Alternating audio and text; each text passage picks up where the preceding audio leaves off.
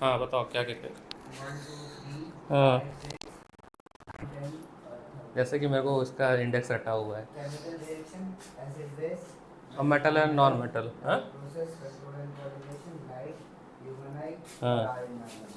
अच्छा ठीक है, मतलब सभी पढ़ा हुआ ही है। तो ज़्यादा तो तुम्हारा 3 तो केमिस्ट्री का ही आ रहा है ना, 3 तो केमिस्ट्री का है। केमिस्ट्री में कैसे करोगे रिवाइज, क्या तरीका है, लाए हो कुछ? लखमीर सिंह लाए हो केमिस्ट्री की? बायो की है, केमिस्ट्री है ना, निकाल लो। हाँ निकाल लो। तो फिर से करते हैं एक्टिविटी डिस्कस, है ना? केमिस्ट्री। हाँ है ना, मल्टीपल सर टाइम। ये यहाँ से मैं बताऊँ। क्लोरल प्रोसेस, वो है नहीं। ब्लीचिंग पाउडर वाला। मतलब जैसे बेकिंग सोडा कैसे बनता है? कॉलेज में दो दो रिएक्शन दे रखे हैं, तो हाँ मुझे कंफ्यूज होगी कौन सा बेकिंग बिल्कुल सोडा है, बिल्कुल इससे बिल्कुल। क्या होता है वो अब समझ। एक काम तुम लोग करना, मैंने आज ये बनवाया है बुकलेट, एक ही बनवाया है वैसे, अभी मैं फ़ोटो कॉपी के लिए इसको घुमा रहा हूँ। तो या तो मैं अभी कल किसी को दूंगा फ़ोटो कॉपी के लिए, अभी ये इसकी हार्ड सॉफ्ट कॉपी ग्रुप पे 2 महीने पहले डाल दिया था मैंने। इसको पूरा स्पायरल कराने में 147 रुपीज़ का कॉस्ट आया है। दुकान बता दूंगा मैं, आप लोग वहाँ जाना और प्रिंट आउट निकाल के ऐसे ही स्पायरल करा लेना। नहीं तरीका क्या है, अभी मैं कल दे रहा हूँ बच्चे को फ़ोटो कॉपी कराने के लिए, वापस वो मेरे को देगा, सलमान का ही है, तो फिर तुम लोग को दे देंगे। ये सारे केवी के क्वेश्चन बैंक हैं और ये बहुत ज़्यादा अच्छे हैं, हाईली रिकमेंडेड है। इसमें एक एक क्वेश्चन मैंने खुद पढ़े हैं और ये सब क्वेश्चन बहुत अच्छा है। इसलिए 2 दिन मैंने पहले डाल दिया था ग्रुप पे मैंने सॉफ्ट कॉपी के फॉर्म में। अब सॉफ्ट कॉपी तुम लोग पढ़ोगे नहीं, लेकिन अगर ये हार्ड कॉपी रहेगा, इसको लगा लोगे स्पायरल, तो इसको भी भेजा है मैंने आज। तो अभी कल तो मैं दे रहा हूँ किसी और को, वो फोटो कॉपी करा के दे देगा, फिर तुम लोग को दे देंगे।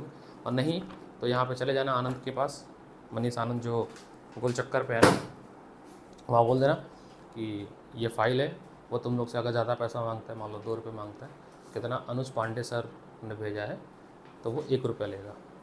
ठीक है, ये टोटल 233 पेज है, 233 पेजेस है। तो जब बोथ साइड प्रिंट होगा तो 2 से डिवाइड कर देना। ठीक है, लगभग 117 रुपये के आसपास लेगा तुम्हें, तो अप्रॉक्सीमेटली आपसे जो पैसे लेगा वो 117 रुपीज़ लेगा। आजा बैठो यहाँ पे। और 30 रुपये आपसे लेगा स्पायरल के, तो कितने हो गए 147। पूरा क्वेश्चन बैंक रेडी हो जाएगा। और निकाल लो, अच्छी बुक है, मतलब अच्छा कंटेंट है। बाकी सॉफ्ट कॉपी तो दे दिया मैंने। तुम्हारा कब पेपर है? 21st। बहुत जल्दी है, 2 दिन के गैप में। 21st की तो है। सिलेबस तो वही है ना सब, जो सबके हैं कॉमन, पहले 3 केमिस्ट्री। नहीं, मेरा हर उसमें से पहला वाला। सिलेबस कम है, ठीक है। तो सबसे पहले तो ना अपने डाउट के टॉपिक बता दो, फिर मैं उस हिसाब से डाउट मेरा क्या कंट्रोल क्या। एंड कोऑर्डिनेशन में ब्रेन। ठीक है, तो कंट्रोल एंड कोऑर्डिनेशन में हम लोग पढ़ेंगे ब्रेन। और रोशन तुम्हारा पेपर कब है ये तो बताओ, ये तो पूछा नहीं मैंने। तुम्हारे 21st को है, वेरी गुड वेरी गुड, अच्छी बात है। और ये मैंने पूरा छुट्टियाँ हैं तो बोलो तो कल मॉर्निंग में क्लास भी लगा सकता हूँ ना, तो कल मॉर्निंग भी लगा देंगे। और ह्यूमन आई का आज एक PDF भेजा प्रिंटेड, 18 पेज का है, आज या कल भेजा हो, उसको पढ़ लेना, जिसने पहले मास्टर नोट में लिखा है। अच्छा, डाइवर्जन मतलब स्प्लिटिंग है ना, स्प्लिटिंग वाइट लाइट। और कितने डाउट है बस? केमिस्ट्री में कोई डाउट ही नहीं है? केमिस्ट्री में डाउट है, कैसे नहीं है? केमिस्ट्री में तो होनी चाहिए, वो भी खासकर एसिड बेस एंड सॉल्ट में होनी चाहिए, ये तो बहुत ज़रूरी है। क्लोर अल्कलाई प्रोसेस तुम्हारे भी भाई बता दो, इसको तो डाउट ही नहीं है। रोशन कह रहा सर पढ़ा रहूँगा तब तो डाउट होगा, किताब ही नहीं खुली है। ब्रेन तो लिख दिया, और बताओ ना, लिखते चलो तभी एक बार लिख लेंगे, उसके बाद हम रिवीजन इस फ्लो में करा देंगे, मेगा रिवीजन है ना। हाँ पूरा वही बोलो ना, पूरा सॉल्ट, हाँ ठीक है, पूरी सॉल्ट करा दे रहे हैं। और बताओ, पूरा सॉल्ट करा देंगे, उसमें क्या दिक्कत है? तुम भी बता दो, लगे हाथ गर्म गर्म, तुम तो बता दियो, और कुछ बता दो, पहले इतना करा लें। और वो हाँ बोलो। लाइफ लाइव प्रोसेस तुम्हारा, हाँ ये रह रहा है लाइव प्रोसेस। लक्ष्मी सिंह के बायोलॉजी का वो पीडीएफ भेजो। लखमीर सिंह का क्या भेजूँ मैं? वो बायोलॉजी का PDF चाहिए, मैं देखता हूँ, होगा तो भेज दूँगा, होगा तो मैं भेज दूँगा, भेज दूँगा, होगा तो मैं भेज दूँगा, PDF पड़ा होगा तो। हाँ हारमोन्स वाला पार्ट, मच्छर भी आ रहे हैं, मतलब अलग भी लगाना पड़ेगा। हारमोन्स वाला पार्ट, ठीक है। और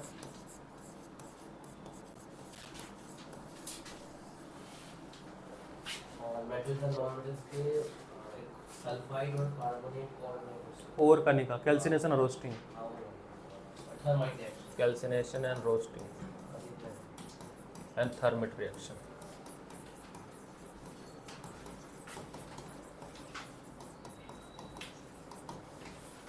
चलो पहले हम केमिस्ट्री से शुरू कर रहे हैं, फिर बायो पे स्विच करेंगे। ये क्या है? सॉल्ट करा देते हैं, ठीक है, रिवीजन ऑफ सॉल्ट।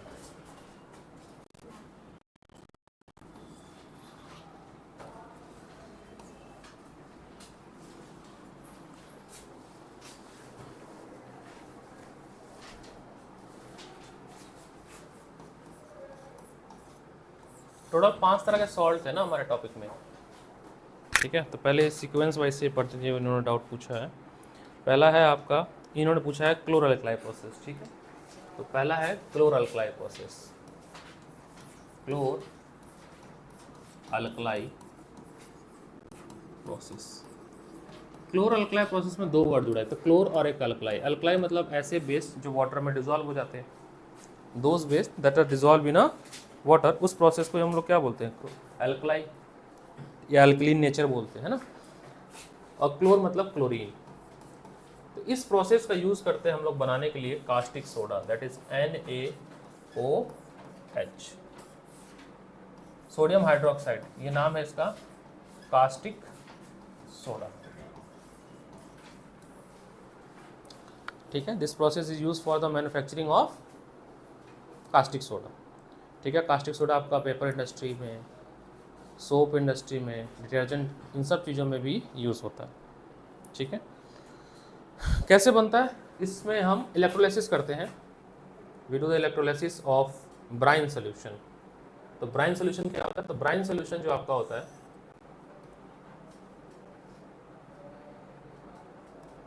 वो होता है NaCl plus H2O, NaCl plus H2O। तो ब्राइन सोल्यूशन का हम लोग करते हैं, ब्राइन का, ब्राइन सोल्यूशन। और ये ब्राइन सोल्यूशन होता है आपका NaCl नमक प्लस H2O। इसका हम लोग करते हैं इलेक्ट्रोलाइसिस। क्या करते हैं? इलेक्ट्रोलाइसिस।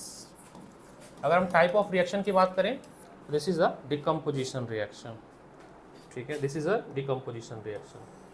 देखिए कैसे, तो हम लोग जो NCERT में कंटेनर बना वही बनाना, अलग भी बना सकते हैं बट NCERT वाला ही बनाना है आपको, तो NCERT वाला ही कंटेनर बनाएंगे हम लोग।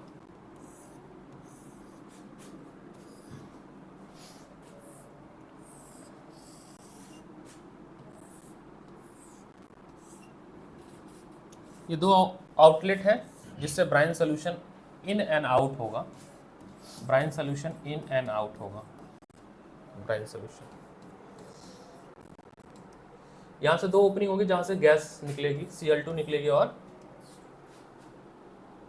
H2 गैस निकलेगी। डिपेंड करेगा आपके प्लेट्स के ऊपर कि आप कौन सा प्लेट यूज़ किए हैं। तो 2 हम इलेक्ट्रोड्स लगाएंगे, कैथोड और एनोड, ठीक है। ग्रेफाइट का लगाएंगे, किसका लगाएंगे? ग्रेफाइट का लगाएंगे, और इसको बैटरी से कनेक्ट करेंगे। बैटरी से, ये पॉजिटिव, ये भी पॉजिटिव होगा, ये नेगेटिव, ये नेगेटिव।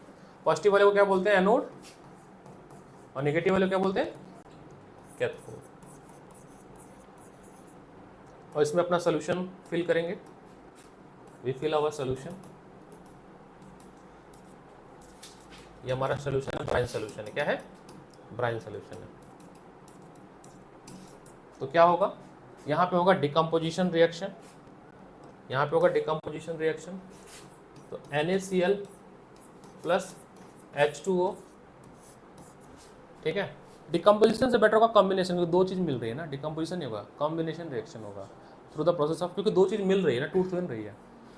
तो बनेगा आपका NaOH, क्लोरीन गैस और हाइड्रोजन गैस। अब क्लोरीन गैस कैसी होती है? Negative gas. तो निगेटिव गैस कहाँ जाएगी? पॉजिटिव वाले पे। तो यहाँ से क्या सीक्रेट होगा, या इस वाले पे क्या जाएगा? Cl2 गैस, और इस पे क्या जाएगा? H2 gas. तो क्लोर एल्कलाइन प्रोसेस से टोटल 3 प्रोडक्ट बने। एक बना आपका कास्टिक सोडा, क्या बना? Caustic soda, that is NaOH। दूसरा बना आपका क्लोरीन और हाइड्रोजन। इन तीनों का यूज आपको 3 यूज पता होना चाहिए। मैंने कहा था कि एक फ्लेक्सिब है, अगर भूल जाओ तो कह देना कि it is use for manufacturing of other product, है ना। तो caustic soda NaOH it use for manufacturing of other important salt also, है ना। और कहा जाता है सोप इंडस्ट्री, पेपर इंडस्ट्री में भी यूज होता है। क्लोरीन का यूज करते हैं for the cleaning the water, disinfecting the water, और भी बहुत सारी चीज़ों में, जैसे HCl बनाने में क्लोरीन का यूज़ करते हैं। हाइड्रोजन की बात करें तो हाइड्रोजन का यूज़ करते हैं हम लोग फर्टिलाइज़र वगैरह बनाने में, रॉकेट फ्यूल HCl बनाने में, है ना। इन सब चीज़ों में हाइड्रोजन का हम यूज़ करते हैं। तो ये आपका यूज़ हो जाएगा हाइड्रोजन, ठीक है। यूजेस आपको पढ़ना पड़ेगा। लक्ष्मी सिंह में 5-6 यूजेस दिया हुआ है, तो 3 यूज़ पढ़ लेना, देना एक बार लक्ष्मी सिंह, मैं बोल दूँ तो आपका। हाँ, सोप एंड डिटर्जेंट में यूज़ होते हैं, ठीक है। कास्टिक सोडा का सोप एंड डिटर्जेंट है। आर्टिफिशियल टेक्सटाइल फाइबर, मतलब रेयॉन करके इसका यूज़, सोडा का यूज़ की बात करें, यहाँ लिख देते हैं। तो artificial textile fibre, textile fibre, तो नायलॉन बनता है ना, उसमें यूज़ कर देते हैं हम लोग। Manufacturing industry of paper, paper industry में यूज़ करते हैं। सोप एंड डिटर्जेंट इंडस्ट्री में, सोप एंड डिटर्जेंट इंडस्ट्री में हम इसको यूज़ करते हैं, ठीक है। क्लोरीन का मैंने बताया कि वही to kill the harmful bacteria, drinking water को क्लीन करने के लिए, हाइड्रोक्लोरिक एसिड बनाने के लिए। क्लोरीन की बात करें तो इसका यूज़ में बात करें, सो क्लीन वाटर, पानी को साफ करने में, HCl को बनाने में, PVC पाइप वगैरह जो बनती है, पॉलीविनाइल क्लोराइड PVC को बनाने में, और एक्सेट्रा, ठीक है। हाइड्रोजन गैस की बात करें तो हाइड्रोजन गैस को यूज़ करते हैं फर्टिलाइज़र बनाने में, फर्टिलाइज़र, रॉकेट फ्यूल में यूज़ करते हैं, और बहुत सी चीज़ें आप लिख सकते हैं इसको। अल्कोहल बनाने में, मेथेनॉल बनाने में भी यूज़ करते हैं, मेथेनॉल, इन सब चीज़ों को बनाने में यूज़ करते हैं। तो ये आपका यूजेस हो जाएंगे, ठीक है।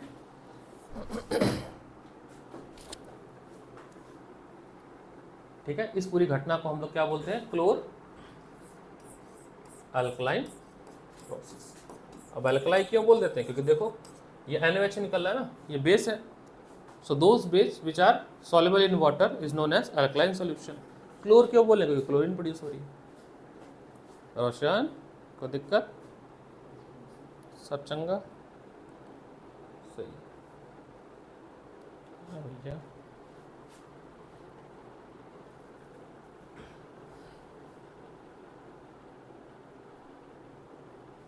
ठीक है, नेक्स्ट आते हैं हम लोग किस पे? सेकंड सॉल्ट है आपका ब्लीचिंग पाउडर। सेकंड सॉल्ट क्या है? Bleaching powder. तो आपको क्या क्या पता होना चाहिए? मैंने सॉल्ट में आपको बताया था कि आपको एक तो उसका केमिकल नेम पता होना चाहिए और उसके मैन्युफैक्चरिंग पता होना चाहिए, है ना। ब्लीचिंग पाउडर, तो ब्लीचिंग पाउडर का फॉर्मूला है कैल्शियम ऑक्सीक्लोराइड। कैल्शियम ऑक्सीक्लोराइड ये बनता किससे है? ये बनता कैल्शियम हाइड्रोक्साइड से। कैल्शियम हाइड्रोक्साइड पे हम लोग पास करते हैं क्लोरीन गैस, ठीक है। कैल्शियम हाइड्रोक्साइड में we pass the chlorine gas, ठीक है। तो आपका बन जाएगा calcium oxychloride plus H2O। Very simple manufacturing, एक ही लाइन का है ही, बस इतना ही है। This is the step. Use की बात करें तो चूँकि ब्लीचिंग पाउडर है, इसका मतलब है टेक्सटाइल इंडस्ट्री में ब्लीच करने के लिए यूज़ होता होगा, कलर चढ़ाने के लिए या कलर उतारने के लिए इन टेक्सटाइल फाइबर। इसका जो मेन याद रखना है वो याद रखना है, it is use as a oxidising agent in a chemical industry. इट इज़ used as oxidizing agent in the chemical industry। Salman वालों का मैथ का पेपर 26 को है ना, कुछ सलमान का अलग, सलमान भी कई सारे सलमान है, 21 को भी है, पता अलग अलग सलमान है, सलमान बॉय, सलमान ठीक है। It is use as a oxidising agent in the chemical industry. दूसरा, it is use as a disinfecting the water, क्योंकि क्लोरीन है ना इसमें, क्लोरीन है ये देखो, तो पानी को साफ करने का काम आता है। तो मेक वाटर ड्रिंकेबल, है ना, पानी में डाल दो पानी। स्विमिंग पूल को क्लीन करने में भी होता है, स्विमिंग पूल को क्लीन करने में भी, साफ करने में, उसमें भी डाल देते हैं, क्लीन हो जाता है। ठीक है, 3 यूज़ हो गया इसका। भूल जाना, लिख देना कि it is use for manufacturing of other salt या अदर केमिकल। ये तो फ्लेक्सिव पॉइंट है ना, कहीं भी भूल जाओ। नेक्स्ट सॉल्ट है आपका बेकिंग सोडा। थर्ड सॉल्ट है बेकिंग सोडा। फॉर्मूला बताओ रोशन, केमिकल फॉर्मूला बेकिंग, अभी रिवीजन कराया था पता 2 दिन पहले, देविक का जब पेपर नहीं था। इसका फॉर्मूला है sodium carbonate, sodium hydrogen carbonate या कार्बोनेट, हाँ। बेकिंग सोडा का फॉर्मूला जो है वो क्या है, सोडियम कार्बोनेट है, सोडियम कार्बोनेट डेकाहाइड्रेट है, क्या है, सोडियम हाइड्रोजन कार्बोनेट है। तो सोडियम हाइड्रोजन कार्बोनेट इसका, डेका वाला तो वो है बेकिंग वॉशिंग सोडा है, सबकी पसंद निरमा वाली तो बनता सेम ही प्रोसेस है, सोडियम हाइड्रोजन कार्बोनेट। रोशन, सोडियम की वैलेंसी कितनी है, इसमें कौन कौन से आयन प्रेजेंट है, अगर इसको तोड़ेंगे तो 2 पार्ट में टूटेगा, Na plus HCO3, polyatomic ion है ना ये, तो इसमें -1 है, तो सोडियम पे वैलेंसी है +1। ठीक है, कैसे बनता है, 4 चीज़ लेते थे हम लोग, NaCl, CO2, H2O और एक चीज़ और भूल गया मैं, NH3 अमोनिया, इनको मिलाते थे। ठीक है, तो कॉम्बिनेशन रिएक्शन है इसका, NaCl नमक, H2O अमोनिया, NH3 और एक चीज़ और लेते थे CO2, ये 4 चीज़ के रॉ मटेरियल है। नमक लेना है, पानी लेना है, अमोनिया लेना है और CO2 पास करा देना है। तो 2 चीज़ बनेगा, एक बनेगा sodium carbonate, sodium hydrogen carbonate बनेगा, और एक बनेगा अमोनियम क्लोराइड। क्या बनेगा, अमोनियम क्लोराइड। ध्यान देने वाली बात है, यहाँ NH3 है, यहाँ पे NH4 है। ठीक है, अमोनिया और अमोनियम में हाइड्रोजन चेंज हो जाता है। ठीक है, NH4Cl अमोनियम क्लोराइड। ठीक है, अमोनियम, ये आपका बना बेकिंग सोडा। क्या बना, बेकिंग सोडा। इसी के 2 स्टेप और आगे करेंगे तो हमारा बन जाएगा वॉशिंग सोडा। क्या बन जाएगा, अच्छा। नेक्स्ट आपका है baking soda and baking powder में अंतर क्या है ना, difference between baking soda and baking powder. So in baking soda we add some edible oil and weak acid. ठीक है, then it become baking powder and baking powder is used in the baking industry. तो कौन सा मिलाते हैं, तो baking powder में baking powder में बच्चों मिलाते हैं, बेकिंग पाउडर में मिलाते हैं हम लोग टार्टरिक एसिड। क्या मिलाते हैं, टार्टरिक एसिड, स्पेलिंग देख लीजिएगा, टार्टरिक एसिड कहाँ से मिलेगा, इमली से, है ना। मेन मकसद है टार्टरिक एसिड से H+ आयन चाहिए हमको। क्या चाहिए, H+ आयन। इसका फॉर्मूला उस दिन हम लिखे थे, भूल गए, C2H6O6 करके था, याद नहीं आ रहा। फॉर्मूला जरूरत भी नहीं है, हमें बस याद रहना चाहिए कि टार्टरिक एसिड से क्या मिलेगा हमें, H+ आयन। ये H+ आयन क्या करेगा, इस बेकिंग पाउडर से कंबाइन करके सोडियम आयन देगा, और सबसे इंपॉर्टेंट जो हमें याद रखना है वो रहे कि CO2 गैस प्रोड्यूस करेगा। क्या करेगा, और ये CO2 गैस क्या करेगा, आपके डो को फुला देगा। कैसे फुला देगा, एयर ट्रैप करेगा, और फिर अपने तो CO2 निकल गया तो वहाँ पे स्पेस क्रिएट हो जाएगी, तो डो आपका क्या हो जाएगा, फुल जाएगा। अभी जो 3 स्कूल का पेपर भेजा था ना मैंने, उसमें था ये क्वेश्चन किसी में, या तो जे टाइटलर में था, देख लेना तुम लोग, या तो बाल भारती में था, या मॉडर्न स्कूल के 3 स्कूल का पेपर भेजा है मैंने। उनमें ये वाला था कि कैसे, शायद मॉडर्न वाले में था कि कैसे जो है डो फूल जाता है, तो यही समझा देना था वहाँ पे। ठीक है, तो इसीलिए हम ब्रेड इंडस्ट्री, जो हमारा बेकिंग इंडस्ट्री है, केक को फुलाने के लिए, फ्लफी बनाने के लिए हम इसको यूज़ करते हैं।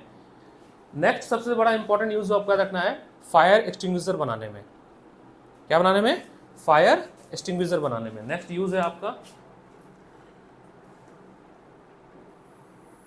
नेक्स्ट यूज़ है आपका फायर एक्सटिंग्विशर बनाने में। ये ज़्यादा इंपॉर्टेंट है, ये भी याद रखना आपको। फायर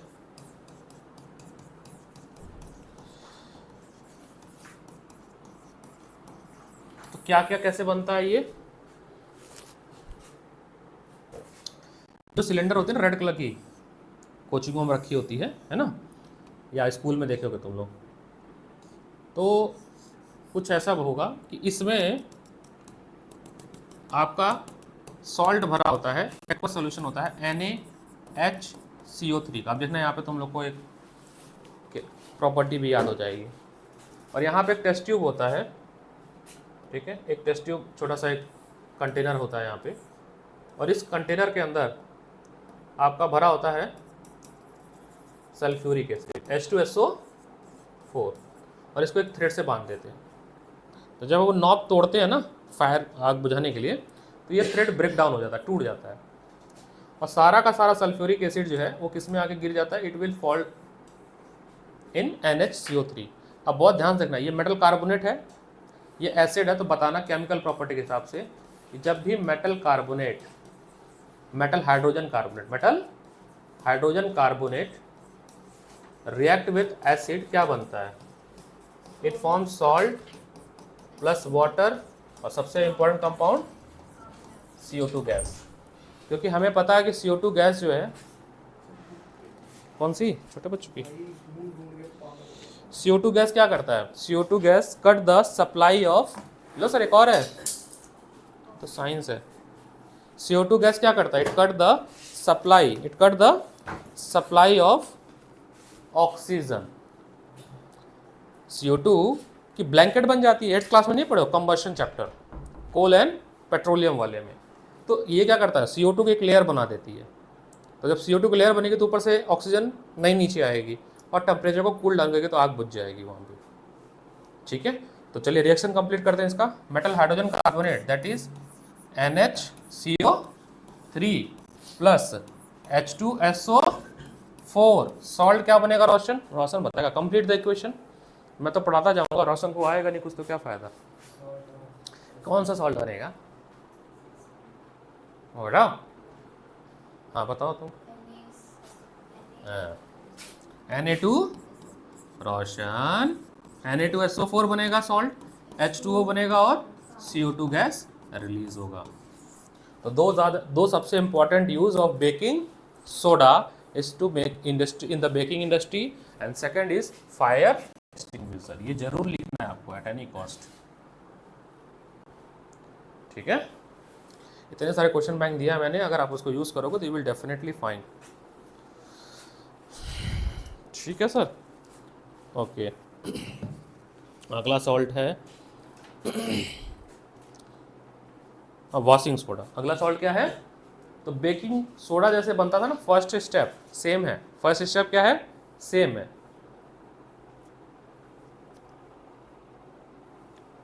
ठीक है रोशन, इज इट फाइन। नंबर कम है, जावा हमको दे देना अपनी, सर मेरे जावा के पीछे पड़े हो, ले लो। कौन सा नंबर का सॉल्ट है, फोर्थ है आपका वॉशिंग सोडा।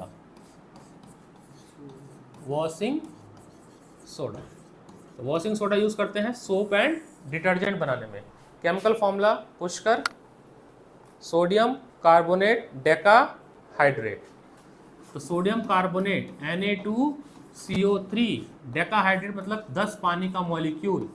अब यहाँ पे देखो सोडियम की वैलेंसी क्या है +1 और कार्बोनेट की वैलेंसी क्या है -2। मैं आपको हमेशा वैलेंसी बताता हूँ ताकि बोर्ड तक तो याद हो जाए।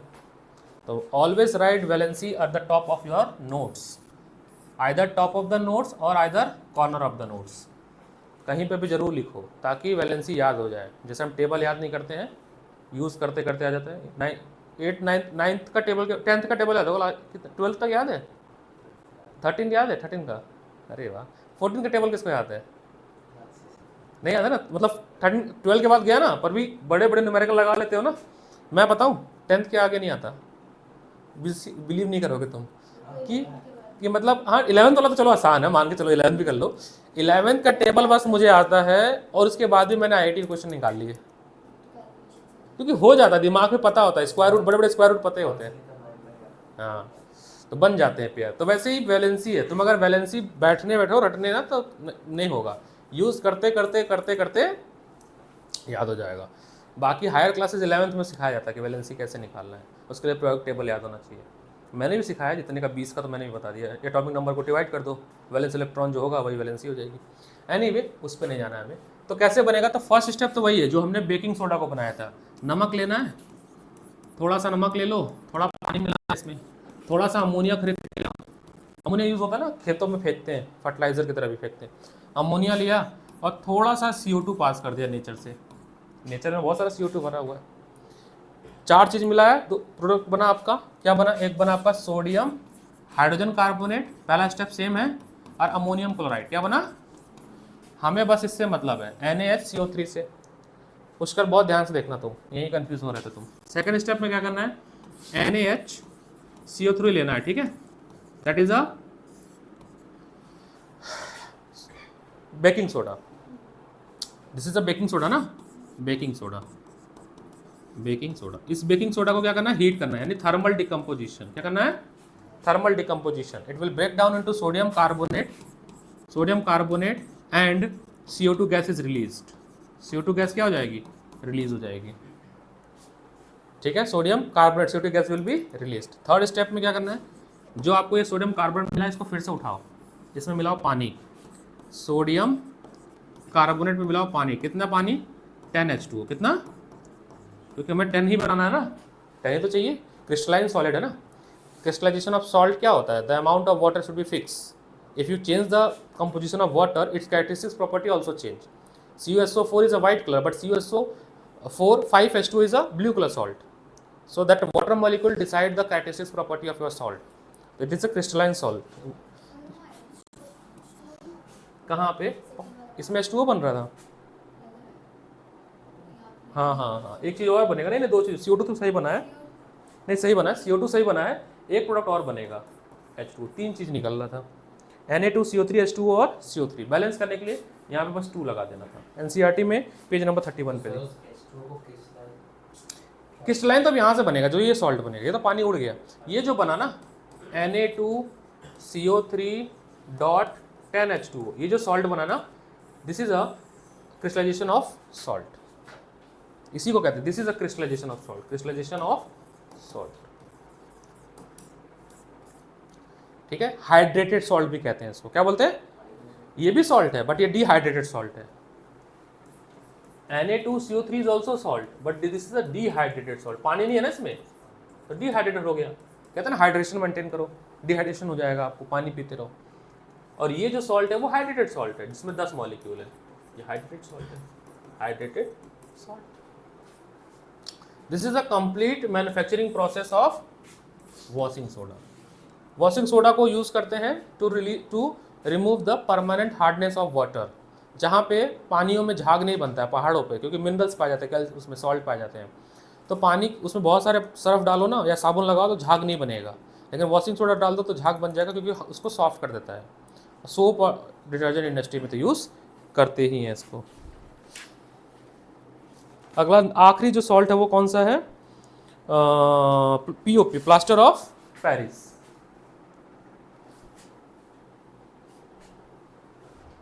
Plaster of Paris, POP. तो पीओपी किससे बनता है? जिप्सम से। किससे बनता है? ठीक है, एक सॉल्ट है, एक तरह का खास तरह का स्टोन है, उसको यूज़ भी करते हैं सीमेंट इंडस्ट्री में। ठीक है, तो अगला है POP, plaster of Paris, POP. इसका फॉर्मूला क्या है बताओ? कैल्शियम सल्फेट है या कॉपर सल्फेट है? फॉर्मूला क्या है? अरे फॉर्मूला कैल्शियम सल्फेट है ना, CaSO4 है, Ca हाफ H2O। ठीक है, तो ये बनता किससे? जिप्सम से। तो जिप्सम में क्या होता है कि 2 मॉलिक्यूल वाटर प्रेजेंट होते हैं। कितने? 2 मॉलिक्यूल। इनको हीट करते हैं, temperature should be remember 373 kelvin और 100 डिग्री सेल्सियस, दोनों में से कोई एक याद रखना है। Then 1.5 molecule of water, that is 1/2 3/2 water molecule, that is 3/2 water molecule evaporate। ठीक है, 1/2 को 3/2 लिखते हैं, 2 1 जा 2। Is it clear? एक बच्चे बोले तो 3/2 कैसे हुआ? हमने कहा रे that is calcium sulphate, this is a POP. ठीक है, यूज बताओ। हड्डी टूट गई, to help joining of broken bones, to make artificial jewelries और artificial toy, air tight container बनाने में, एंड फायर प्रूफ मटेरियल बनाने में। आग नहीं लगती है इसमें, है ना। This is a complete salt. तो एक पार्ट अपना हो गया सॉल्ट के बारे में, तो यूज आपको पता होना चाहिए। पूछ कर देखो तुम्हें अभी भी कोई डाउट है इसमें से, तो सॉल्ट वाले में अब हो जाएगा। ठीक है, देखें क्या क्वेश्चन इसमें। ये पीडीएफ जरूर निकालना, मैं कई बार बोल रहा हूँ क्योंकि अच्छा है ये पीडीएफ, ऐसे ही नहीं बोल रहा हूँ मैं। इसके क्वेश्चन मैंने पूरे वेरीफाई कर लिए, मुझे काफ़ी बेहतरीन लगा ये चैप्टर, मतलब ये बुक चैप्टर कह रहा हूँ मैं।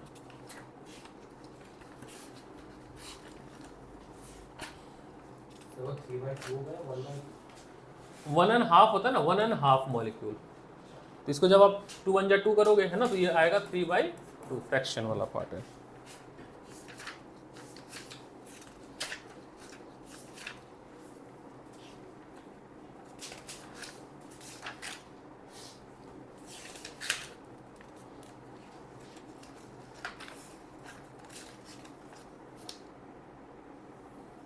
इज इट क्लियर ना? अच्छा चलो जी, ये तो सॉल्ट वाले डाउट थे, है ना।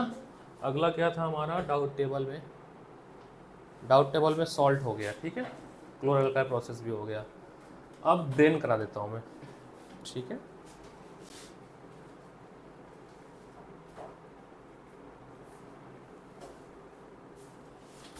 सो ह्यूमन ब्रेन,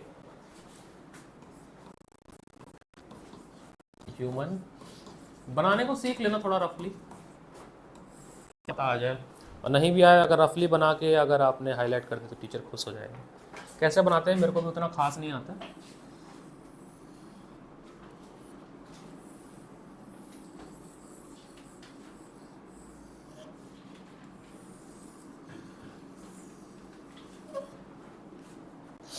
ठीक है, this is a hind brain part, देख लेना बुक में कैसे बना। हिंड ब्रेन पार्ट है,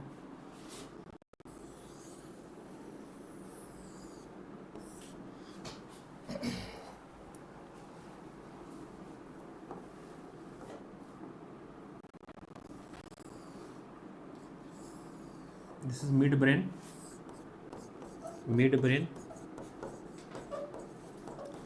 this is hind brain,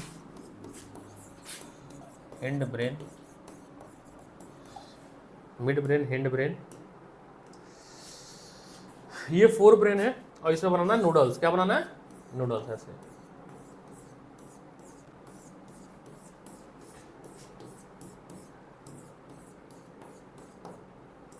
Einstein के ब्रेन की चोरी हुई थी, पता है आपको?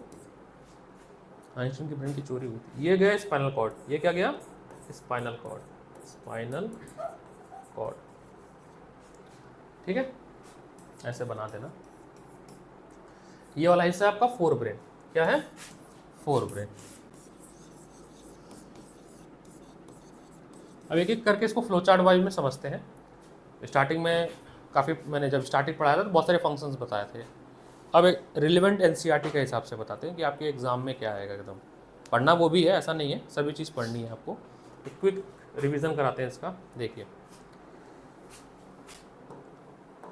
तो ब्रेन को part we will divide brain into 3 parts. The first is forebrain. Again forebrain का हमने 3 पार्ट बताया था, हाइपोथैलेमस, थैलेमस एंड सेरिब्रम।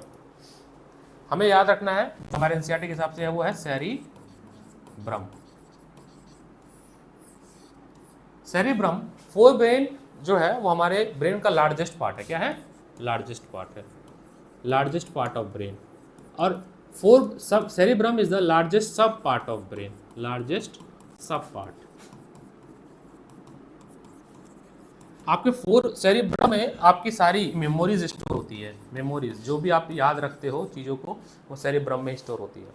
आपका जो आईक्यू लेवल है, सोचने की जो थिंकिंग कैपेसिटी है, IQ level, thinking, emotions, everything should be stored in a cerebrum. आपकी लैंग्वेज जो आपको आता है, इतने सारे अलग अलग भाषाएं जिसको आती है, 10-12 तरह की भाषाएं, तो लैंग्वेज भी, स्पीच कैसे आप बोल रहे हो, वो सब कहाँ पे स्टोर होता है? सेरिब्रम में। यानी आपका ब्रेन का इन जनरल बोले fore brain, fore brain is the main thinking part of your brain, main thinking part of your brain.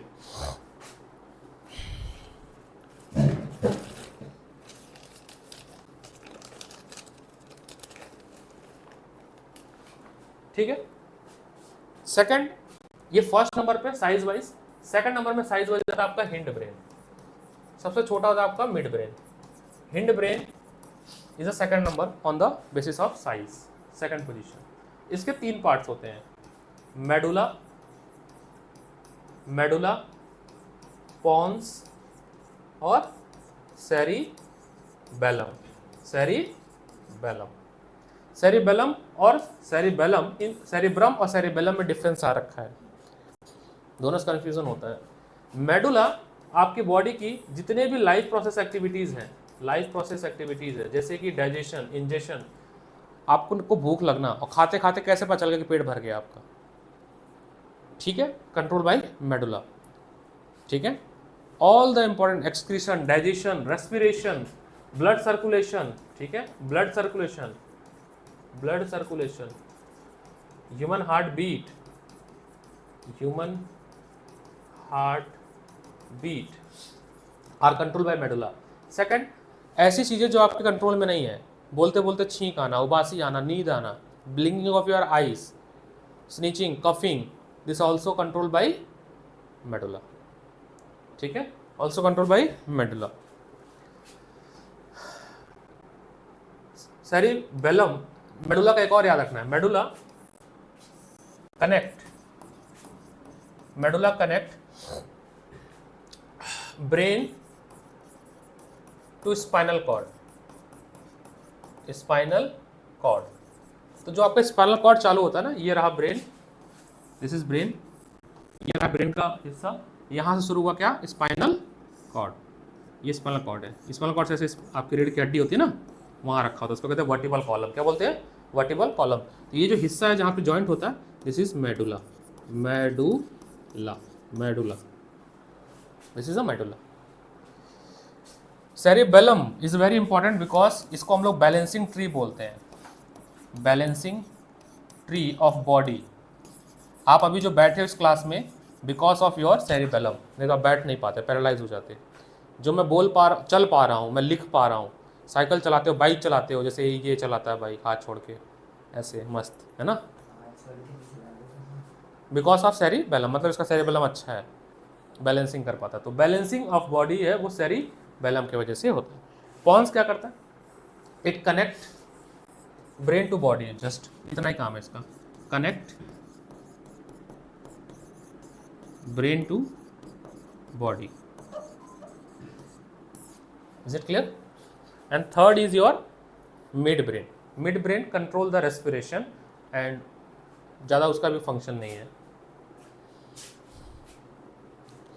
ठीक है, एक बार और नोट्स अच्छे से देख लेना, मैंने मास्टर नोट्स में पूरा टेबल बना हुआ है, just refer once a master notes. Master notes जरूर पढ़ो, एक बार ही पढ़ो बट पढ़ो, मास्टर नोट्स सबसे अच्छा बनाया गया है।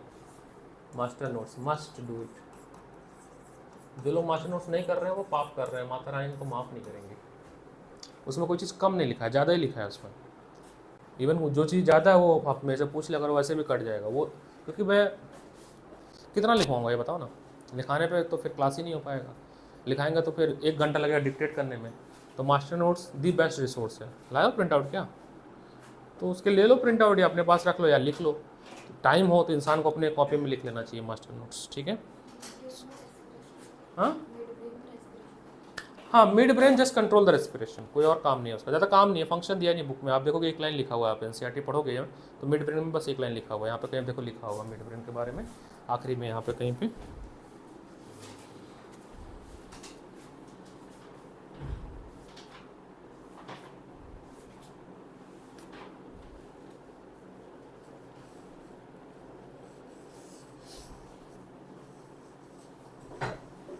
लिखा भी नहीं इसमें। इनवॉलेंट्री रिएक्शन, हाँ इनवॉलेंट्री रिएक्शन लिख सकते हो। The fore brain is the main thinking part of brain. तो ये यहाँ पे फोर ब्रेन के बारे में लिखा है, दैट इज 3rd पैराग्राफ, जहाँ पे आपके रिसेप्टर्स होते हैं सुनने की, महकने की, स्मेल करने की, सब फोर ब्रेन में होता है। वो मैंने नोट्स लिखा, ऑडियो रिसेप्टर ये सारे वहाँ पे होते हैं। सेरिब्रम में होता है सूंघने का, देखने का, है ना, लाइट, सब कुछ सेरिब्रम में होता है। साथ साथ आपके ब्रेन में मेमोरी स्टोर पहले से रहती है। सब कुछ कहाँ पे होता है, फोर ब्रेन में होता है, सब फोर ब्रेन का, ठीक है। कोई भी सेंसेशन है वो भी आपके फोर ब्रेन में स्टोर होती है।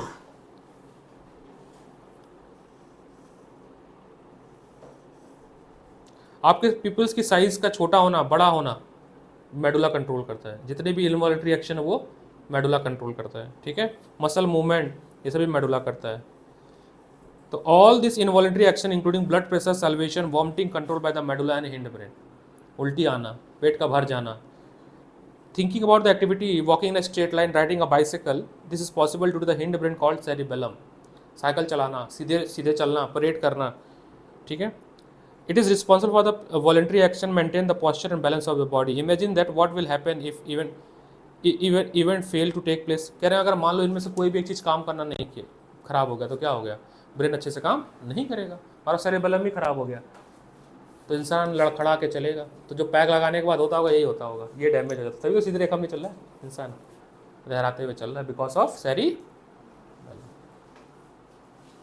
देखो मजा आ गया उसको, ठीक है। This is about the brain. चलिए वापस आते हैं अपने लिस्ट पे।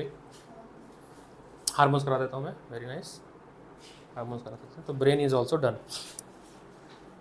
Brain done. चलो हार्मोन्स पे आते हैं, plant hormones and human hormones, मतलब एनिमल हार्मोन्स, दोनों करा देते हैं। Let's come to the hormones. Hormones क्या है? हार्मोन्स आपके कंट्रोल एंड कोऑर्डिनेशन में एक तरह से केमिकल की तरह परफॉर्म करते हैं, ठीक है। क्वेश्चन आया था, बहुत इंपॉर्टेंट, आपको मिल जाएगा, आपको मेरी वर्कशीट टेस्ट में, पुराने टेस्ट में मिल जाएगा कि chemical communication is better than, था ना, बेटर देन इलेक्ट्रिकल कम्युनिकेशन और इलेक्ट्रिकल इम्पल्स। क्योंकि हार्मोन्स को कोई रिफ्लेक्स आर्क नहीं बनाना है, कोई पाथ नहीं बनाना जाने के लिए, जहाँ जरूरत होगी वहाँ तुरंत टारगेट साइड पे चला जाएगा, but reflex arc should be follow a path, ठीक है ना। तो केमिकल कम्युनिकेशन जो हमारे बॉडी में करता है, प्लांट या एनिमल में, वो करता है hormones. Hormones it is a use in a chemical communication, chemical communication. तो सबसे आसान पहले प्लांट है वो कर लेते हैं। पहला प्लांट में कहते हैं, प्लांट में जो हार्मोन्स होते हैं उनको हम लोग बोलते हैं फाइटो हार्मोन्स। क्या बोलते हैं? Phyto hormones. क्योंकि प्लांट की बॉडी क्या सिंपल है, उनके पास कोई भी ब्रेन और कॉम्प्लेक्स बॉडी डिज़ाइन नहीं है अपने आप को कंट्रोल करने के लिए, समझ रहे हैं इस बात को। तो फाइटो हार्मोन्स में पहला फाइटो हार्मोन्स है दैट इज ऑक्सीन। मैंने पहले ही बताया था कि चारों हार्मोन्स का लगभग सेम फंक्शन है, बस हमें यूनिक फंक्शन पर ध्यान देना है। ये पकड़ लो Lakshmi Singh.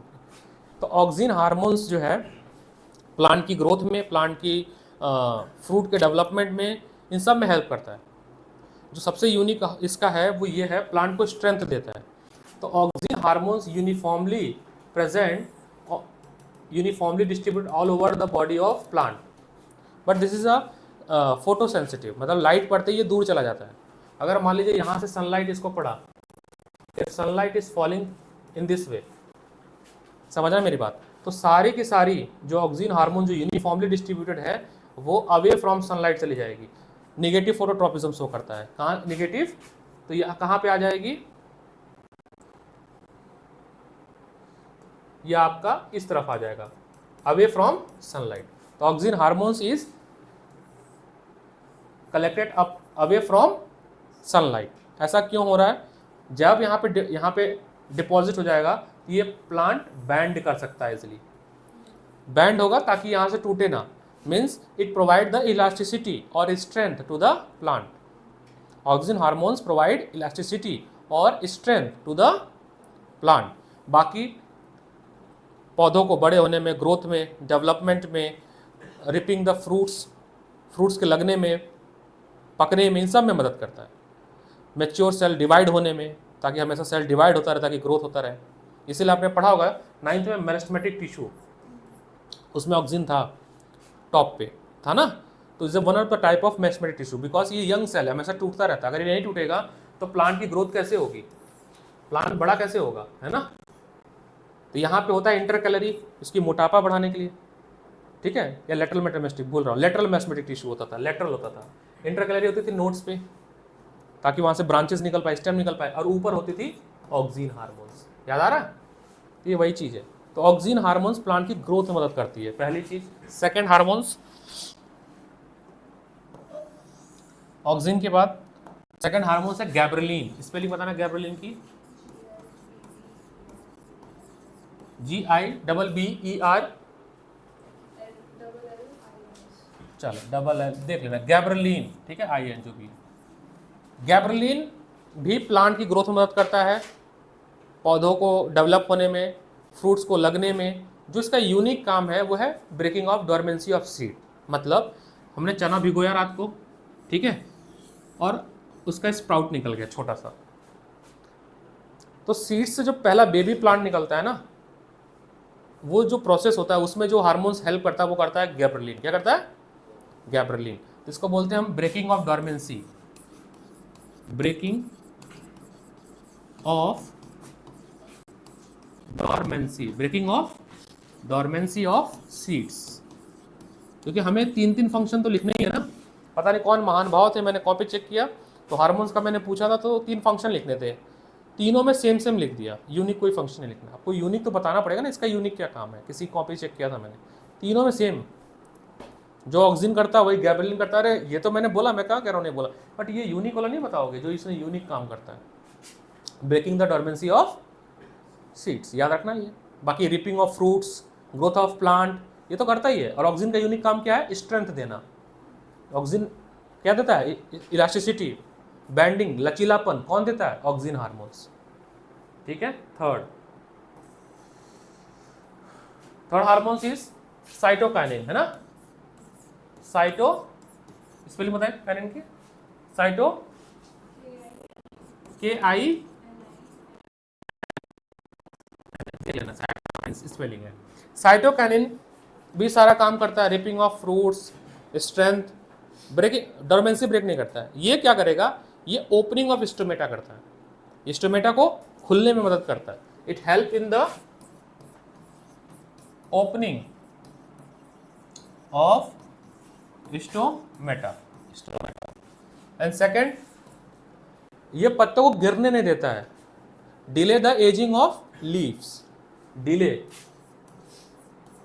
Delay the ageing of leaves.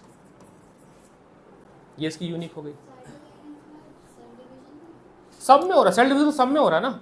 Cell division तो ग्रोथ होती है। जब मैं कह दिया ग्रोथ, तो प्लांट में ग्रोथ कब होगा? जब सेल डिवाइड होंगे। एक सेल 2 में टूटेगा, 2 10 में टूटेगा, 20 में, तो सेल डिवाइड होता रहेगा। Differentiation, cell differentiation. जब हम कह रहे हैं प्लांट ग्रोथ का, तो सेल डिवाइड हो ही रहा है वो वैसे भी। Fourth, abscisic acid, ABS। Abscisic acid ये ओपनिंग करता है तो ये क्लोजिंग करता है, closing of stomata, closing of stomata. ये पत्ते गिरने नहीं देता, ये पत्ते गिरने देता है। Falling of the leaf, falling of the leaves. ये आपके हो गए फाइटो हार्मोन्स। क्या हो गए? फाइटो हार्मोन्स, मतलब प्लांट के हार्मोन्स हो गए।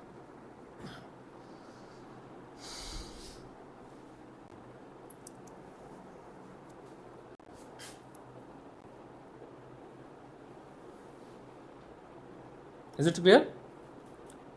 अब ह्यूमन बीइंग में कौन सा हार्मोन सीक्रेट होता है? एंडोक्राइन ग्लैंड से सीक्रेट होता है एंडोक्राइन हार्मोन्स, है ना। That is ductless gland. दो तरह के ग्लैंड होते हैं, डक्ट ग्लैंड होता है, डक्टलेस ग्लैंड होता है। डक्टलेस ग्लैंड का मतलब हार्मोन्स डायरेक्ट या केमिकल डायरेक्ट आपके ब्लड में सीक्रेट हो रहा है बिना डक्ट के। जैसे सैलिवरी ग्लैंड जो है वो आपका एक्सोक्राइन है ना। तो हम लोग को पढ़ना है एंडोक्राइन वाले पढ़ने हार्मोन्स। तो देखते हैं कौन कौन से पढ़ने। हार्मोन्स इन ह्यूमन या एनिमल।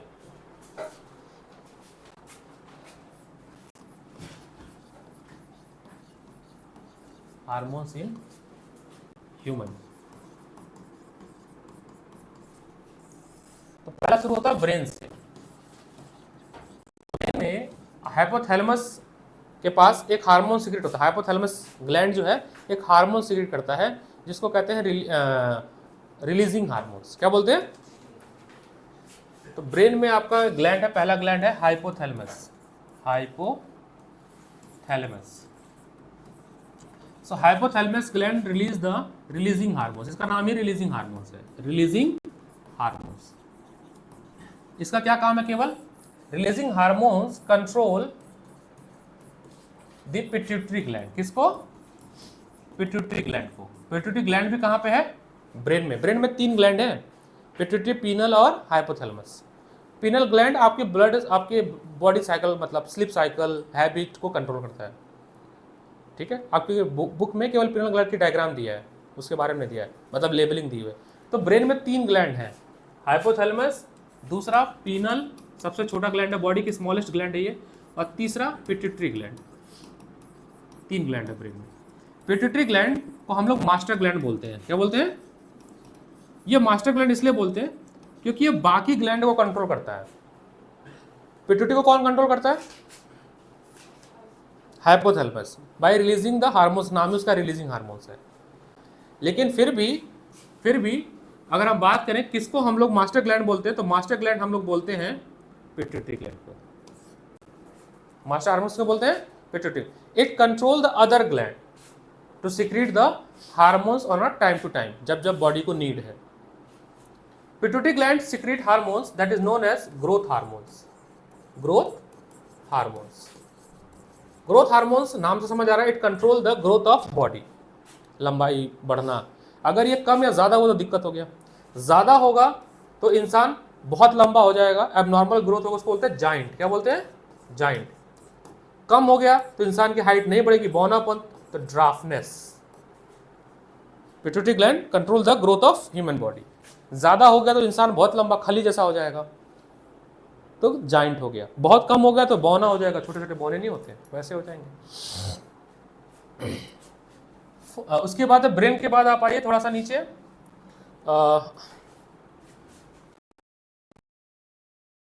विंड पाइप के पास, यहाँ पे करो, वाइब्रेट करा ना, यहाँ पे बटरफ्लाई जैसा एक ग्लैंड होता है। बटरफ्लाई भी बोलते हैं और एच शेप ग्लैंड भी बोलते हैं। दैट इज, क्या बोलते हैं इसको? यहाँ पे थायराइड ग्लैंड। क्या बोलते हैं? थायराइड करो, अच्छा लगे। Thyroid gland, thyroid gland. इसको बटरफ्लाई ग्लैंड इसलिए बोलते हैं या एच शेप ग्लैंड क्योंकि इसका शेप कैसा है? एच शेप है। Thyroid gland secrete thyroxine hormones. Thyroxine hormones. Thyroxine hormones maintain the metabolism, और इसकी कमी से बीमारी थी गाइटर। तो आपके बॉडी में प्रॉपर अमाउंट में थोरैक्सिन हार्मोन्स बने, इसलिए आपको कहा जाता है कि आयोडीन सॉल्ट खाओ। आयोडीन सॉल्ट की कमी की वजह से थोरैक्सिन हार्मोन्स नहीं बनता है, और जब ये नहीं बनेगा तो आपको गाइटर हो जाएगा, गला ऐसे बढ़ जाएगा, घेगा बोलते हैं हिंदी में, और दूसरा मेटाबॉलिज्म खराब हो जाएगा। तो thyroxine hormones control metabolism, control metabolism, metabolism. Metabolism सब कुछ आ जाएगा, हार्ट बीट को कंट्रोल करना, बीमार ना पड़ो, इम्यूनिटी आपकी अच्छी हो, है ना, इम्यूनिटी क्या हो? अच्छी हो। इसकी और आप देखेंगे थायराइड के कहते हैं थायराइड बढ़ गया है, मोटापा आ जाता है। थायराइड कम हो गया तो बहुत पतले हो जाता है इंसान, और आंख लगता है बाहर गिर जाएगी। तो बढ़ने से और घटने से बीमारी होती है। थायराइड बढ़ने से मोटापा हो जाएगा, इंसान बहुत मोटा हो जाएगा। घटने से बहुत ही पतला हो जाएगा, कितना भी खाएगा उसको नहीं लगेगा। That is due to the, क्योंकि उनका मेटाबॉलिज्म खराब हो गया है। कोई चीज़ खा रहे हैं, पच नहीं रहा है, नहीं पचेगा तो मोटा भी हो सकता है इंसान और पतला भी हो सकता है। तो थायराइड प्रॉब्लम ज़्यादातर लड़कियों में पाया जाता है। जो लड़कियाँ होती हैं, वुमेंस जो होती हैं, लड़के बोलना सही नहीं, वुमेंस में पाया जाता है। अब तो बच्चों में भी हो गया, मतलब एक बच्ची है वो 10th में, अब तो 12th में गई, उसको भी थायराइड है। मैं पहले पढ़ाता था होम ट्यूशन, उसको बच्चों को भी हो जा रहा है थायराइड। तो इसमें इंसान बहुत बहुत मोटा जाएगा, फैट बर्न नहीं होता, फैट बन रहा है आपकी बॉडी में, but your fat not convert into energy.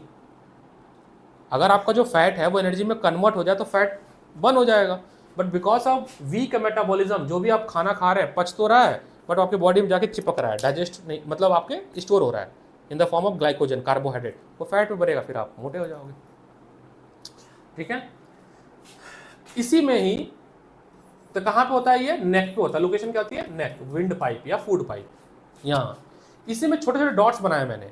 ये है पैराथायराइड ग्लैंड। क्या है, parathyroid gland, parathyroid gland, PTH short form में बोलते हैं, पैराथायराइड ग्लैंड, पैरा पीटीएचजी बोलते हैं, parathyroid gland. Parathyroid gland secrete करता है प्रोथ्रोम्बोन्स। क्या, प्रोथ्रोम्बोन्स, स्पेलिंग ही नहीं मेरे को पता इसकी, प्रो देख लेना, प्रोथ्रोम्बोन्स हार्मोन्स सिक्रीट करता है, प्रोथ्रोम्बोन्स हार्मोन सिक्रीट करता है। नोट्स में एक टेबल बना हुआ है, मास्टर नोट्स पढ़ोगे ना तो टेबल बना हुआ है एकदम लास्ट में, सब दिया वहां पे। प्रोथ्रोम्बोन्स क्या करता है, प्रोथ्रोम्बोन्स मैनेज द, एक सेकंड सर, हाँ सर, अरे सर धन्यवाद,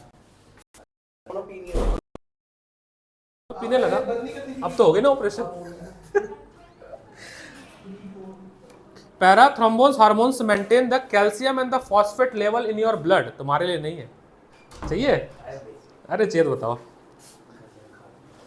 घर जाके खा लोगे, चलो कभी हमारे लिए भी लाया करो।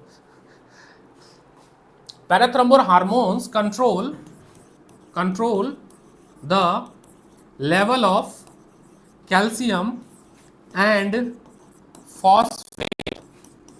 Phosphate in blood. अगर ये काम ना करे तो आपकी हड्डियां या तो कमजोर हो जाएंगी या इतनी मजबूत हो जाएंगी कि आप चल नहीं पाओगे। तो बुढ़ापे में, जैसे मेरे दादाजी 104 साल के हो गए थे, तो उनकी ये मूर्ति नहीं थी, और मूर्ति से बहुत दर्द होती थी, और मालूम मुड़ के खुलती नहीं थी। मेरी मम्मी को भी हो रहा है, गठिया प्रॉब्लम कहते हैं, बिकॉज ऑफ प्रोथ्रोम्बोन्स हार्मोन्स, इसी कमी की वजह से होता है। अगर ये नहीं मेंटेन करेगा तो बहुत ज़्यादा, अगर कैल्शियम बन गया तो भी हड्डी आपकी स्टिफ हो जाएगी, तो टूट जाएगी। कहते हैं ना, कुर्सी जितना लचीला होता है वो टूटता नहीं है, प्लास्टिक कुर्सी, अगर वो टफ हो तो खट से टूट जाएगी। तो it maintain the calcium and phosphate level in a blood. सब कुछ बॉडी में नॉर्मल होना चाहिए, नहीं तो उसके बाद दिक्कत करती है। ठीक है, गला हो गया, गले से नीचे आते हैं पेट के पास। ठीक है, तो अब पेट पे आएंगे, तो थर्ड है आपका स्टमक के पास। आपका जो स्टमक है जे शेप का, आपने हम लोग पढ़े थे ना, यहां पे था आपका पैंक्रियास। क्या था, pancreas is the only gland which is endo and exo, means it secrete enzyme, juice and hormones, तीनों। So that is pancreatic gland. Pancreatic gland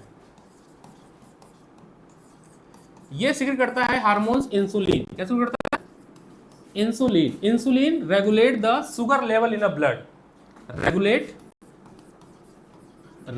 the sugar level in blood. अब इसकी कमी से हो, ज़्यादा से होगी दिक्कत, कमी हो जाए तो भी दिक्कत है, ज़्यादा तो डायबिटिक बीमारी हो जाएगी। तो इंसुलिन का इंजेक्शन लगता है जिनको शुगर की बीमारी होती है।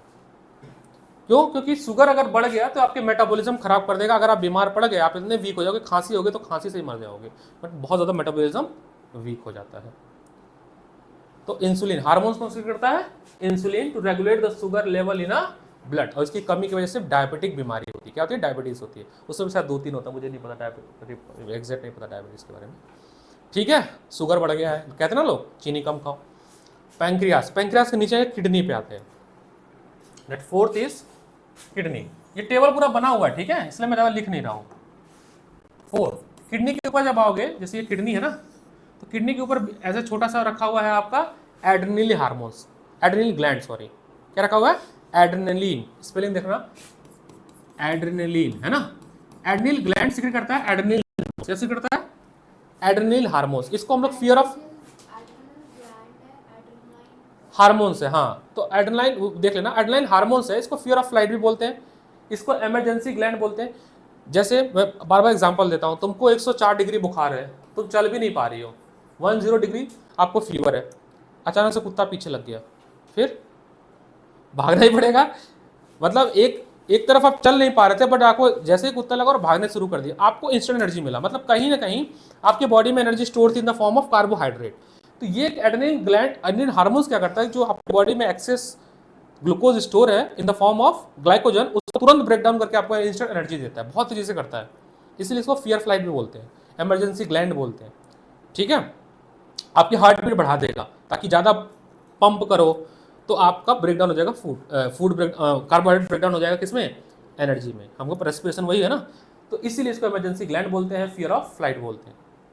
ठीक है, इसके बाद है gonads, sex hormones, testis and ovary, जो कि मेल एंड फीमेल में।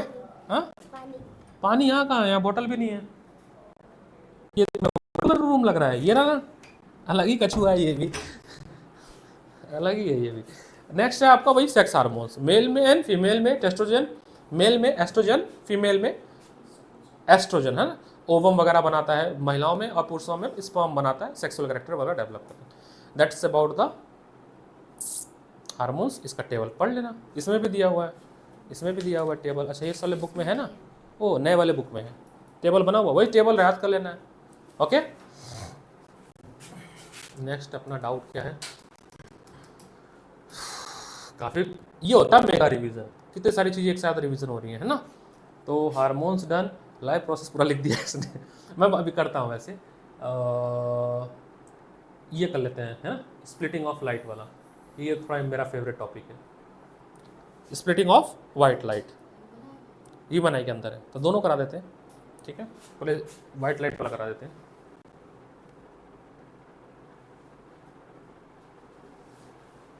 आज की लेक्चर रिकॉर्ड होगी बड़ी,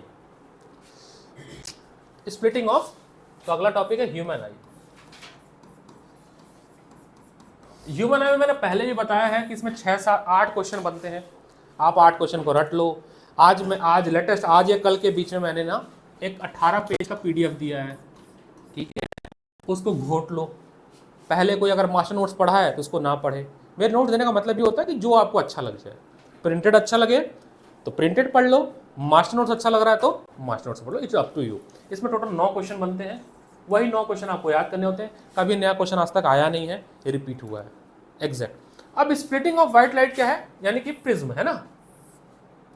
बुक में 2 एक्टिविटी दी गई, एक प्रिज्म वाला डायग्राम, ये बहुत ज़्यादा इंपॉर्टेंट है, figure number 10.4 highly important, 10.6 and 10.5। 10.6 तो अभी आपको मिल जाएगा, अभी हाल ही फिलहाल जो पेपर हुआ उसमें मिल जाएगा, जो स्कूलों में हुआ है।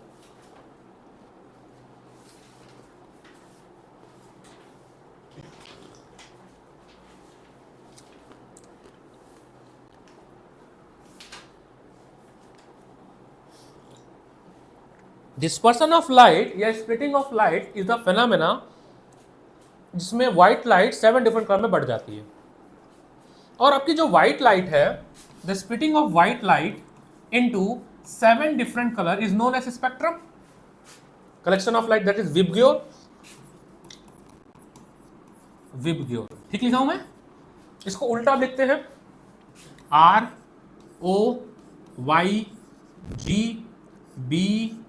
ROYGBIV, तो याद करने के लिए बनाया गया ना। फ्रॉम व्हाइट लाइट सबसे पहले जो अलग होता है वो रेड होता है, सबसे पहले स्प्लिट होकर कौन निकलेगा, रेड। तो जब आपकी ये वेवलेंथ, जब आपकी स्पेक्ट्रम बनती है तो सबसे ऊपर आता है रेड लाइट और सबसे नीचे आता है वॉयलेट लाइट, ऐसे कॉम्बिनेशन। रेनबो में भी ऐसे बनता है, ठीक है। रेड लाइट ही क्यों पहले टूटा, इसके पीछे का क्या कॉन्सेप्ट है, स्काई ही ब्लू क्यों दिखता है, ये सब कॉन्सेप्ट आपका जो है वो वो बेस है। लाइट की एक बहुत अच्छी प्रॉपर्टी है, जब हायर क्लास में पढ़ोगे, ऑप्टिक्स पढ़ोगे 11th और 12th में, जैसे तुम पढ़ोगे ना, छोड़ना नहीं बस। आज अव्य का फ़ोन आया था, मैं अभी बात नहीं कर पाया उसको, मतलब हर दूसरे दिन फ़ोन करता है मेरे को, मैं हिस्ट्री दिखा दूंगा। एक ही चीज़ बोलता हूँ, लगे रहना बस। अगर लगे रहोगे तो ईश्वर करेगा तो IIT भी मिल जाएगा, लेकिन IIT, NIT, IIIT कोई भी ले लो, वहाँ जाके फोड़ सकते हो। बात समझे, लगे रहना बहुत ज़रूरी है। तो लगे रहना, गुड़ चूटा, जैसे हमारे कहते हैं गुड़ चूटा। अब गुड़ चूटा मतलब गुड़ एक होता है, चूटा मतलब होता है चीटी ब्लैक वाली, जब उसके साथ लग जाती है तो इतना बड़ा होता है गुड़, चीटी थोड़ी सी होती है, वो इतना तब तक चिपकी रहती है जब पूरा नहीं खा जाती है, तो कहते हैं गुड़ चूटा। गुड़ चूटा जैसे लगे रहना तो हो जाता है, ऐसे कोई बड़ी बात नहीं है, मैंने निकाला, कोई भी निकाल सकता है, हम तो ऐसे ही निकाल दिए। है ना, तुम लोग भी निकाल सकते हैं, ऐसी कोई बड़ी बात नहीं है, जो भी पढ़ना चाहेगा। थोड़ी मेहनत है, और सबसे मेहनत ज़्यादा पता क्या है, स्ट्रेटजी है। मेरे पास पिछले बार एक बच्चा था, बहुत प्यारा बच्चा था, उसके 10th में 99 CGPA थे। प्रवीण, केवी का बच्चा था, केंद्रीय विद्यालय का, उसकी मम्मी मैथ की टीचर थी, पीजीटी मैथ धासु था उसका, साइंस पढ़ा था, फिजिक्स पढ़ाया था मैंने उसको, एक साल 11th ही पढ़ाया था बस। Because of lack of guidance उसका कैरियर चेंज हो गया। मतलब बीटेक अभी भी कर रहा है वो, अभी भी चांसेस से फोड़ दे रहा है, ऐसा कोई बड़ी बात नहीं है, लोगों को मैंने देखा बीटेक के बाद भी फोड़े हैं। तो मैं ना बस बात क्या फॉलो कर रहा हूँ। तो ये सब जो स्प्लिटिंग डिपेंड करता है, उसमें कॉन्सेप्ट होता है वेवलेंथ का। क्या होता है? अब व्हाट इज वेवलेंथ? साउंड जो है वो ट्रेवल करता है in the form of wave. हमने साउंड चैप्टर पढ़ा था क्लास 9th में। साइनोसाइडल वेव कहते हैं इसको, up down up down up down जो वेव होती है साइनोसाइडल वेव बोलते हैं। सही से बना नहीं है ये। ऊपर वाले को क्या बोलते हैं? क्रस्ट। क्या बोलते हैं?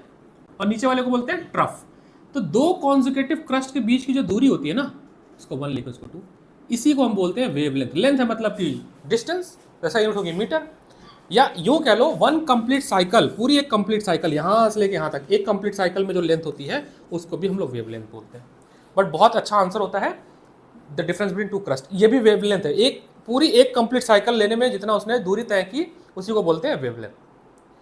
और लाइट वेव प्रॉपर्टी शो करती है। लाइट का डुअल नेचर होता है, वेव भी होता है और पार्टिकल नेचर भी होता है। तो लाइट वेव नेचर शो करने की वजह से इसके जो 7 कलर थे ना, सबकी वेवलेंथ अलग अलग है सबकी। और जिसकी वेवलेंथ बड़ी होगी ना, इसको हम ऐसे समझाते हैं, 2 तरह के सांप, एक मोटा सांप है, बड़ा सा, एक छोटा सा। तेज कौन भागेगा? छोटा वाला। बच्चा सांप कैसे भागेगा? यूं भाग जाएगा।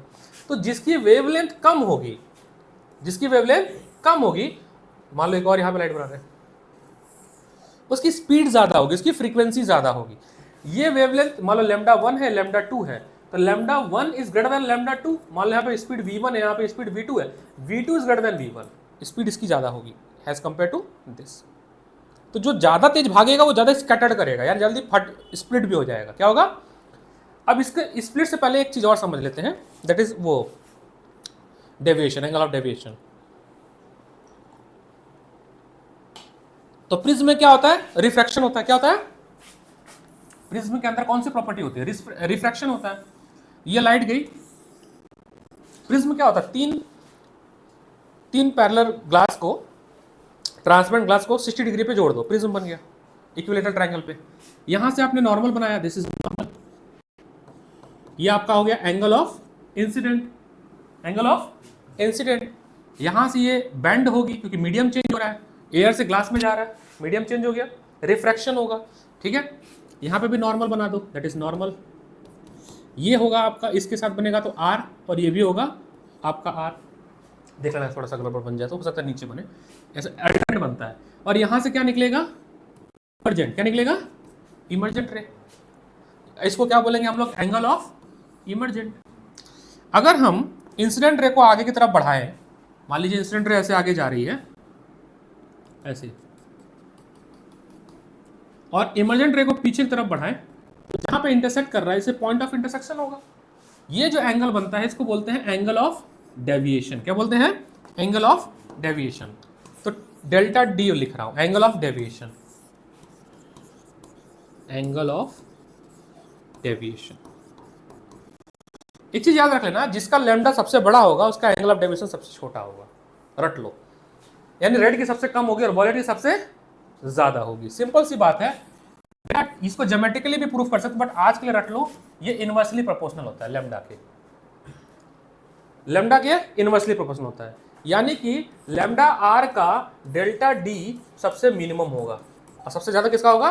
डेल्टा वी का। वॉयलेट का जो सबसे नीचे है ना लाइट, उसका एंगल ऑफ डेविएशन क्या होगा? मैक्सिमम। क्या होगा? मैक्सिमम होगा। ये याद रखना है,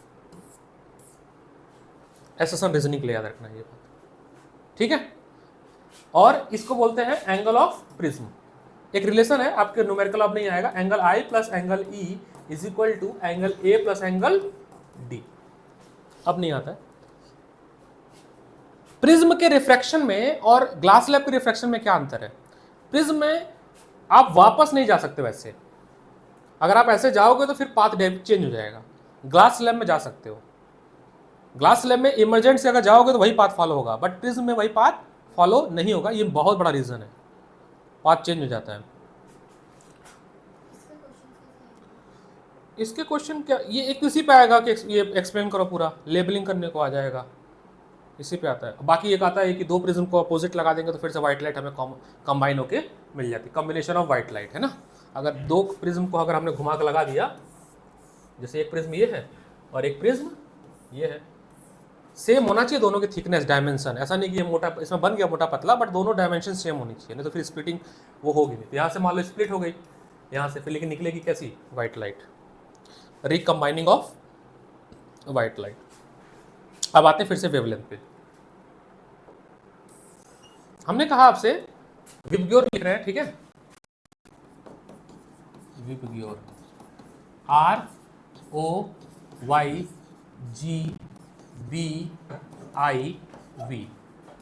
आर की सबसे लंबी वेवलेंथ होगी लैम्डा मैक्स, और ये उसकी होगी लैम्डा मिनिमम, लैम्डा मिनिमम होगी, ठीक है। फिर हमने कहा कि इसकी वेवलेंथ, इसकी स्पीड सबसे ज़्यादा होगी, V मैक्स होगी, और इसकी अरे V मिनिमम होगी, क्या होगी, मिनिमम, और इसकी होगी V। ये याद रखना किस लिए, आपको जहां जहां क्वेश्चन आएगा why sky is blue, why red signal make of red colour, क्योंकि रेड कलर बनाएंगे बहुत धीरे धीरे जाएगी, दूर तक जाएगी, ये स्कैटर्ड नहीं होगी। ब्लू स्काई इसलिए होती है क्योंकि उसकी वेवलेंथ कम होती है, देखो सबसे कम तो इन दोनों की होती है, बट चूंकि हमें आंसर किसके रिस्पेक्ट में लिखना है, ब्लू की। कहते हैं इतना ज़्यादा कि हमारे आंखों तक ही नहीं पहुँचती है, बहुत ज़्यादा है, बहुत ज़्यादा भी जरूरी नहीं है, तो हमारे आंखों तक केवल ब्लू पहुँचती है, इसलिए ब्लू कलर की स्काई दिखती है। अब ऊपर से ब्लैक क्यों दिखती है भैया, एटमॉस्फेयर ही नहीं तो रिफ्लेक्शन कहाँ से होगा, रिफ्लेक्शन कहाँ पे होता है, एटमॉस्फेयर में तो होता है, that is a splitting of light, ठीक है। 1.5 घंटे हो गई क्लास की, तो हम अभी रोकेंगे, अभी रह गया डाउट, तो अभी कल की क्लास में लगाएंगे हम, ठीक है। अब तो सलमान की भी छुट्टी होगी, पेपेट्री लीव, छुट्टी मारो तुम लोग, कल क्लास ले लूँगा बड़ी में। तुम लोग छुट्टी नहीं मारते हो क्या, मारा करो, क्योंकि अभी ये पूरा ही पूछ रहा है, बहुत दिनों से पूछ रहा है लाइफ प्रोसेस, वो तो पढ़ा दूंगा मैं, ईजी है, नोट जो होगा इसका, मायोपिया, हाइपरमेट्रोपिया, ये सब टॉपिक पूछना होगा इसको, ह्यूमन आई तो हो गया ना, तो ठीक है, ये भी हो गया, ठीक है। अब मैं एक टॉपिक बता देता हूँ, 10 मिनट लगेगा। लाइफ प्रोसेस में क्या क्या तुम पढ़ लो, तुम एक क्वेश्चन फिक्स आएगा जो, क्योंकि सभी तो सब पढ़ना है, बट हम श्योर शॉर्ट क्या पढ़ ले लाइफ प्रोसेस में। तो लाइफ हमेशा बताता हूँ, लाइफ प्रोसेस में आपको जो पढ़ना होता है वो ऑर्गन्स पढ़ने हैं बड़े अच्छे से। तो पहला पढ़ना है important topics in life process, जिससे क्वेश्चन पक्का लड़ेगा, पक्का लड़ेगा मतलब लड़ता ही है, कोई भी रोक नहीं सकता। Important topics in life process, in life process, इसके 4 से 5 क्वेश्चन आप तैयार कर लेना। पहला क्वेश्चन तैयार करना ह्यूमन डाइजेशन सिस्टम पे, ह्यूमन, और इतना बेहतरीन मैंने पढ़ाया है इसको डाइजेशन सिस्टम की, जिसकी कोई लिमिट नहीं है, फ्लो चार्ट से पूरा पढ़ाया है ना, पूरा बढ़िया से कहाँ पे क्या होता है। सेकंड आप पढ़ोगे लंग्स, ह्यूमन रेस्पिरेशन, लंग्स जब पढ़ोगे तो क्या पढ़ोगे, respiration, that is aerobic and anaerobic respiration.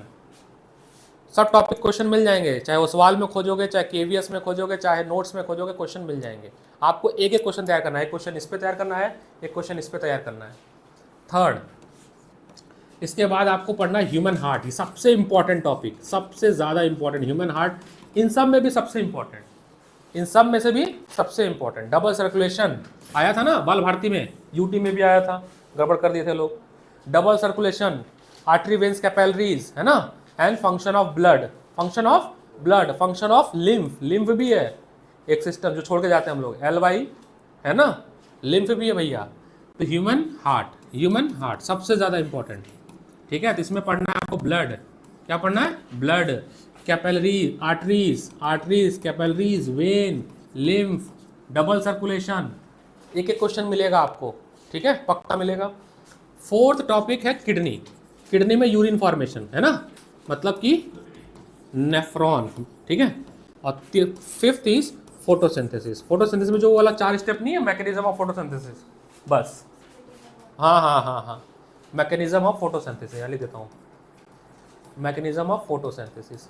अब आपको अगर मैंने ये 5 टॉपिक लिख दिया है, आपको ट्रस्ट ना हो तो अभी आपकी इसको पेपर हो रखे हैं, मॉडर्न का हो रखा है, बाल भारती का हो गया, जेडी टाइटलर का हो गया, और किसी का भी हुआ था। आप उनके क्वेश्चन पेपर मैंने शेयर किए हैं, देखना है क्वेश्चन तुम्हें मिल जाएगा और तुम्हारे में भी आएगा। ठीक है, तो ऑर्गन तैयार कर लो। ठीक है, एक बार पढ़ो तो रटने वाला काम तो कर ही सकते हो। कितनी बार लाइव प्रोसेस, 3 से 4, 3 बार रिवीजन हो जाएगा लाइव प्रोसेस का, और अभी 5 बार का जो कॉन्सेप्ट है अभी 2 बार और होगा। मल्टीपल रिवीजन हो रहा है, तुम तो क्लास ही नहीं लेते हो। रोशन कहाँ नहीं क्लास आते हो भैया? चलो कोई बात नहीं, बस तुम अच्छे नंबर ला दो हमारे लिए। ठीक है, हमारा कंसर्न ये है बच्चों से। Stop record.